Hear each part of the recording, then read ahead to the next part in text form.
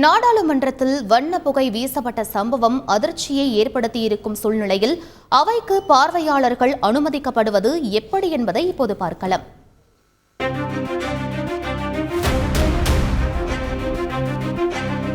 இந்திய ஜனநாயகத்தின் கோயிலில் வண்ண புகை கருவியோடு புகுந்தவர்கள் செய்த ரகளை ஒட்டுமொத்த தேசத்தையும் அதிர்ச்சியுற செய்திருக்கிறது.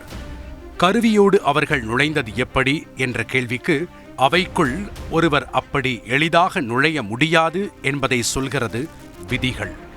ஆம், ஒருவர் அவை நடவடிக்கையை பார்வையிட நாடாளுமன்ற செயலகத்தில் சிறப்பு அனுமதி சீட்டை பெற வேண்டும்.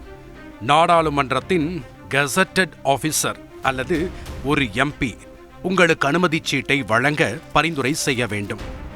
இதுவே இப்போதைக்கு நாடாளுமன்ற பார்வையாளர் மாடத்திற்கு செல்லும் ஒரே வழியாக இருக்கிறது. அதுவும் 60 நிமிடங்கள், அதாவது 1 மணி நேரம் மட்டுமே ஒரு பார்வையாளருக்கு அனுமதி வழங்கப்படும். அப்படி செல்லும் போதும் பாதுகாப்பு விதிகளை சரியாக பின்பற்ற வேண்டும்.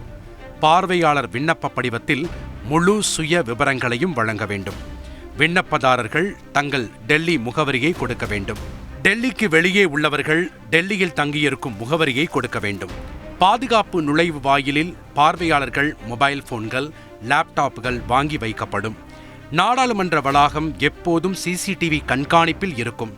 நடத்தை விதிகளை மீறுபவர்கள் மீது உரிய நடவடிக்கை எடுக்கப்படும். அனுமதி சீட்டு வழங்கப்பட்ட தேதி நேரத்திற்கு மட்டுமே செல்லுபடியாகும். அதை மாற்ற முடியாது. மக்களவைக்கு செல்ல பச்சை நிற அனுமதி சீட்டும், மாநிலங்களவைக்கு செல்ல மெரூன் நிற அனுமதி சீட்டும் வழங்கப்படும்.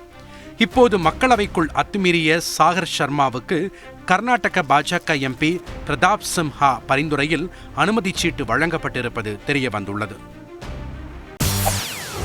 செய்திகளை உடனுக்குடன் தெரிந்து கொள்ள உடனே சப்ஸ்கிரைப் பண்ணுங்க.